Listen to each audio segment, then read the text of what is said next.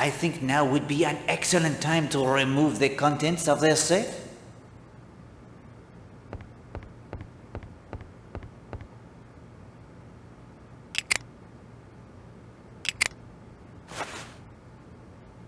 But the signal lantern, it is missing. Why?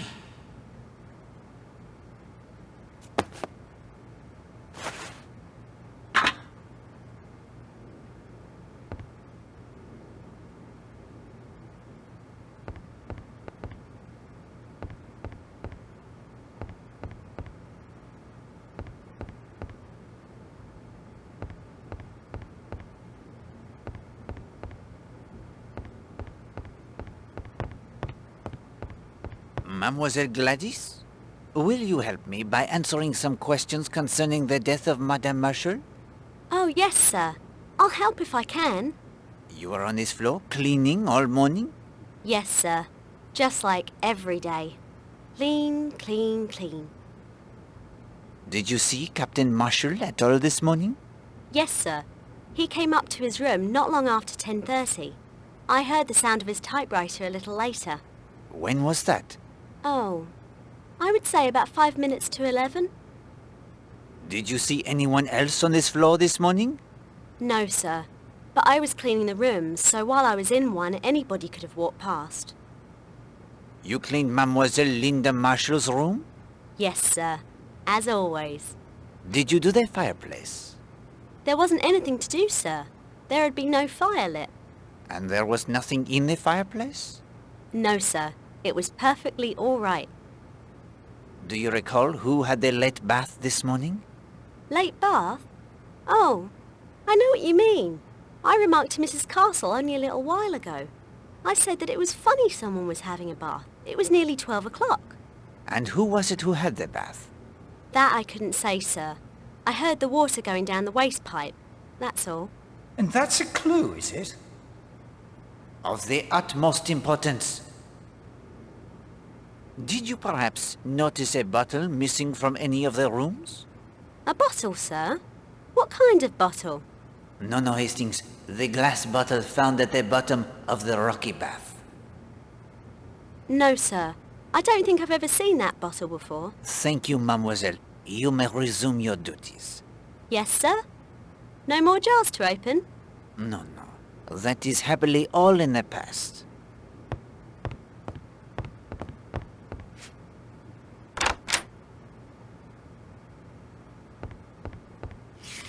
This looks important. I will keep it in my notebook.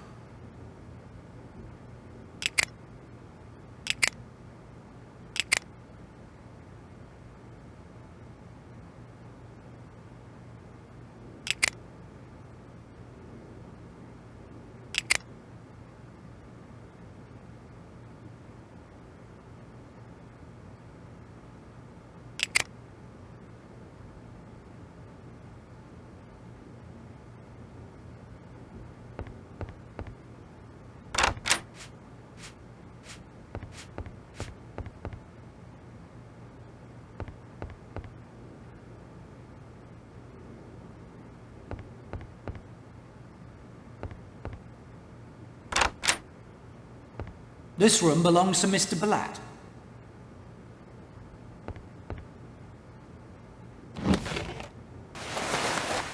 I say, Poirot, not the usual kit for a gentleman sailor. A revolver, apparently owned by Horace Blatt. The revolver is loaded. What's this? What are you doing in here? I have been charged with investigating the murder of Elena Marshall. I don't believe she was shot. Was she? No? Then kindly return my property to me. Unfortunately, we have no choice, Hastings. No, Hastings. I will leave him to himself for the time.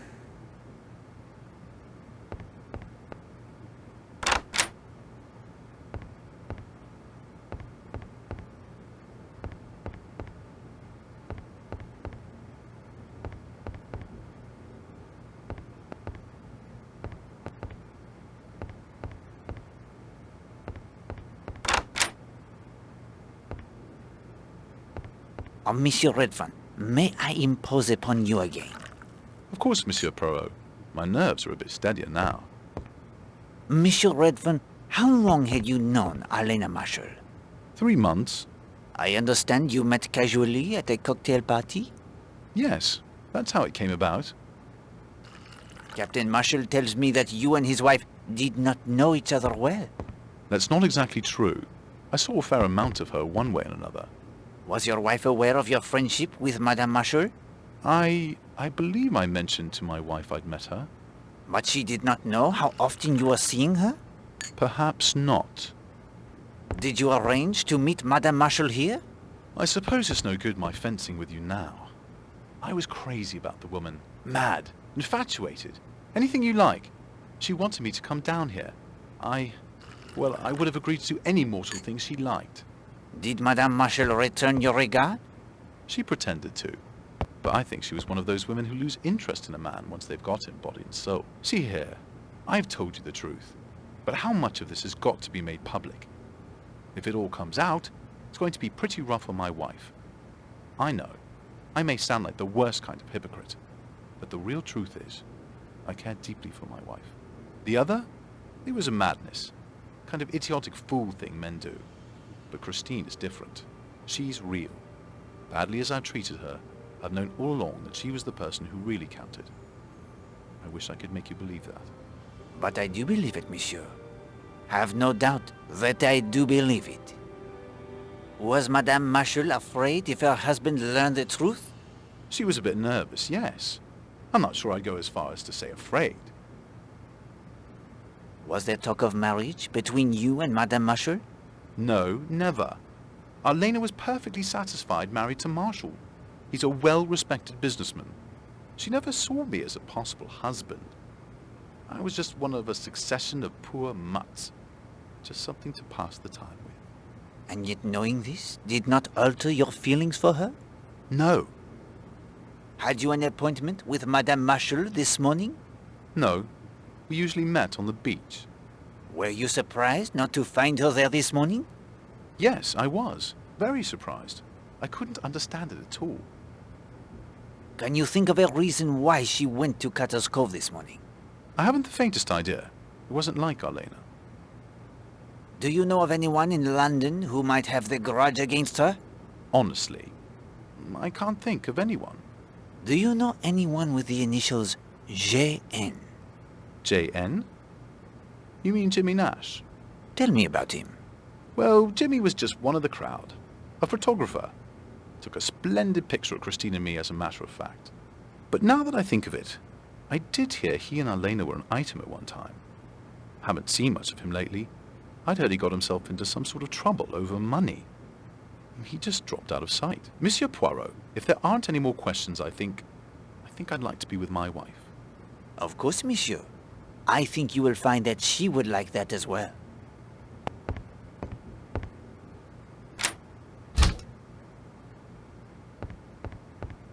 Afternoon, sir. Care for a cocktail?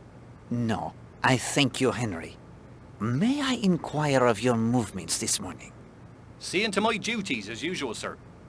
Cleaning up in here, checking stock, helping make the dining room ready for lunch. Mrs. Castle can vouch for me. Merci.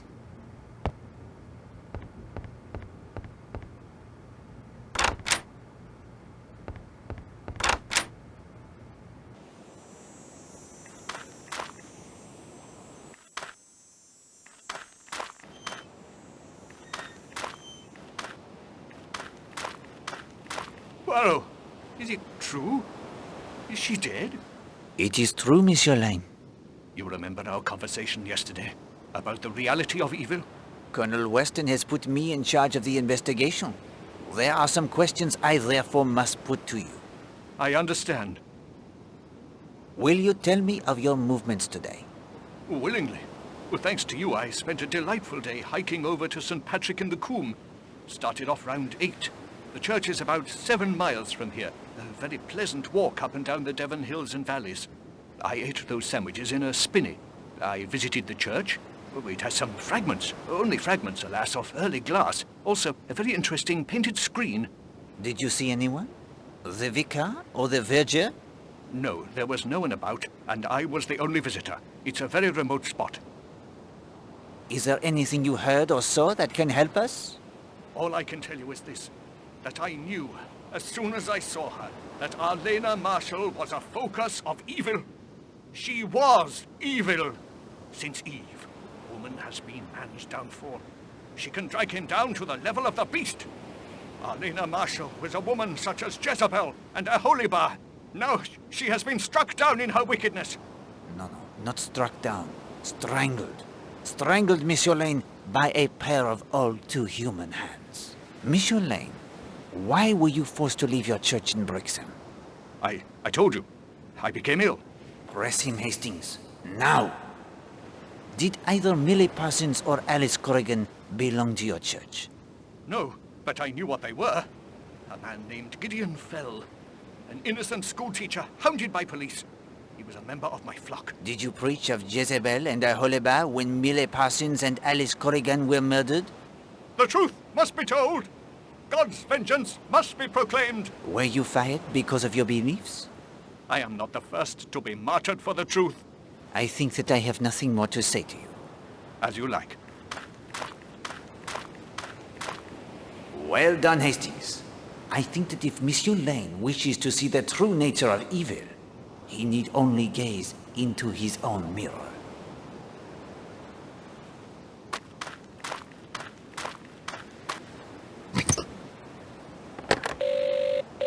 Hello? Need the sea tractor, do you? Yes, please? On me way. I hope you don't mind, Mr. Poirot, but Gladys told me about your phobia. How you don't want gents opening jars for you and such. I sympathize with you. I've an uncle who had a phobia about opening doors. If there was no one around to open a door for him, he'd try crawling through a window instead. Then he got stuck in a window once and wouldn't go near them either. He lives in a tent outside Swansea now. Bitter cold some nights, but he seems happy at last.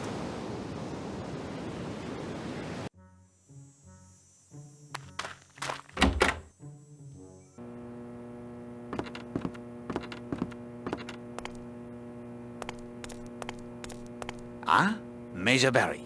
It's true then? Mrs. Marshall has been murdered? It is true. Shocking. Most shocking. Of course, I can't tell you after being in an Indian hill station. What you don't know about human nature isn't worth knowing. Matter of fact, this reminds me of a case in Simla. Fellow named Robinson. Was it Ramsler? Anyway, he was in the East Wilts, or was it the North Surreys? Major Barry. Doesn't matter, really. Quiet chap, you know. Went for his wife one evening in their bungalow, got her by the throat. She'd been carrying on with some fellow or other.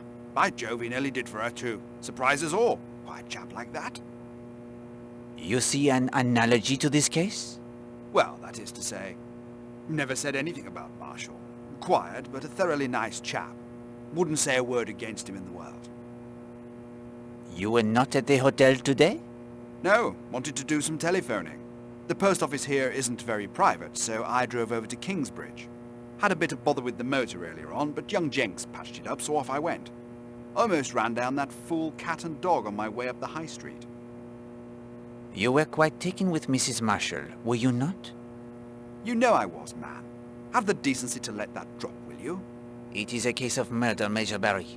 Poirot does not let anything drop. What time did you leave? Just before 10. What time did you return? Only just now. The drive? It is that long? Well, no. Bit embarrassing for an old campaigner like me, but I got lost. These confounded lanes, twisting and turning all over the place. Damn confusing part of the world. Did you speak to anyone in Kingsbridge? Want me to prove an alibi, eh? Saw about 50,000 people in Kingsbridge, but that's not to say they'll remember seeing me. Was there anything else? Can you think of anything else? Nothing. I'm out of it. Right out of it. My motor car is running like new, Mr. Jenks. Thank you. My pleasure, Major. Thanks to you, Mr. Poirot. I found a winch handle for you. What do you want with a winch if you haven't a sailboat? One must start somewhere, my friend.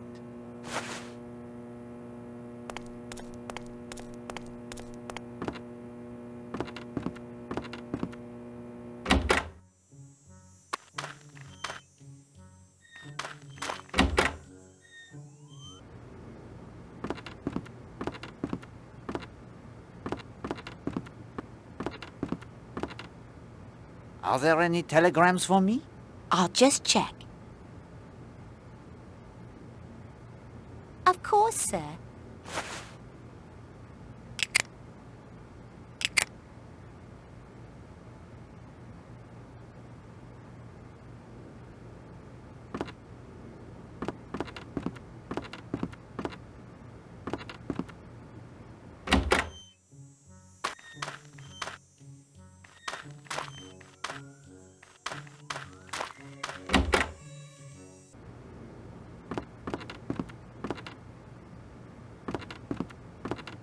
Ah, there you are, Poirot. What can I do for you? Do you have the background checks on the suspects? Yes, here they are. Any news on Jimmy Nash, the photographer? I haven't received the report yet, but your inquiry got Scotland Yard very excited about something. I will be curious to hear what they find. Au revoir, monsieur.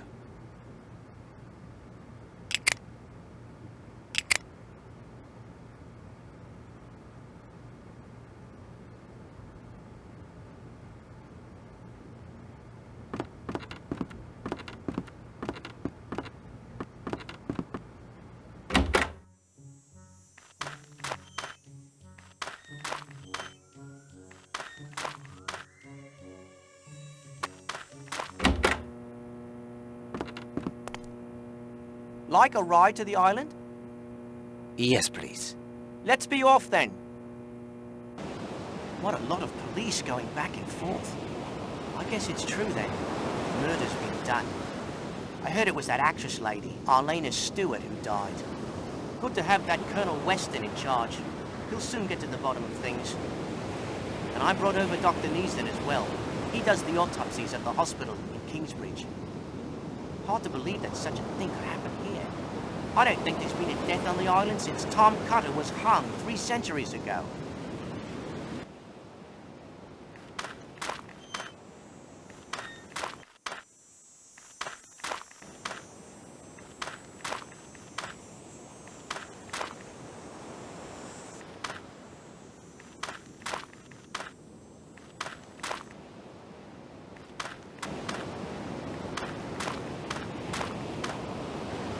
Can you row me to Cutter's Cove? Mr. Poirot, after your efforts to find Millie's killer, I'll row you any time you like. You need only ask me. Climb in.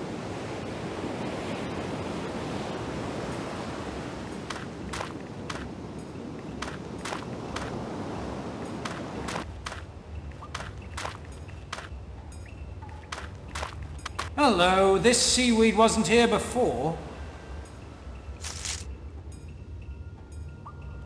A sandwich tin.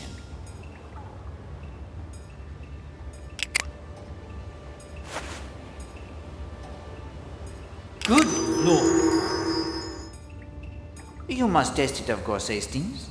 But do not expect to find this is a box of powdered sugar. Too right.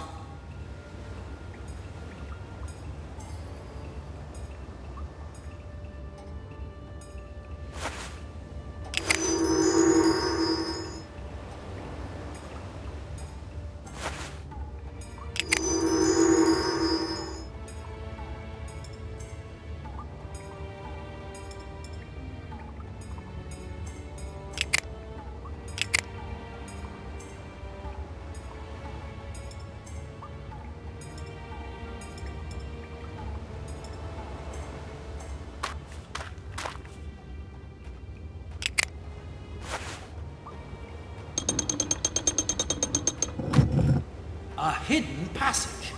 Now we're getting somewhere.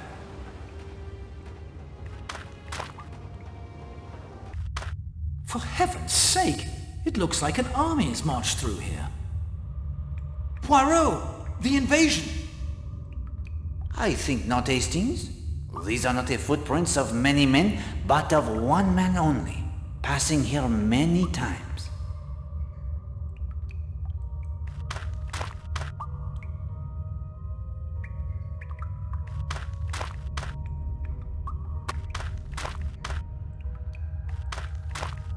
This is a useful point to measure the time it takes to reach Cutter's Cove, the spot that will be the scene of the murder. From the monastery ruins to Cutter's Cove via the tunnel, it is 11 minutes.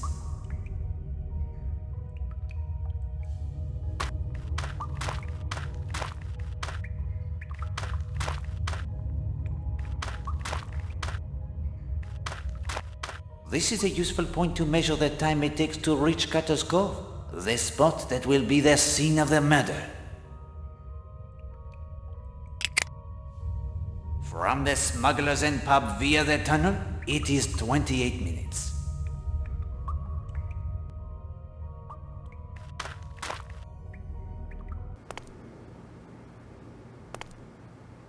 Hello, another compass. This wasn't here before. And it's smashed. No good at all anymore. A stroke of luck, that. It will make things easier in the end.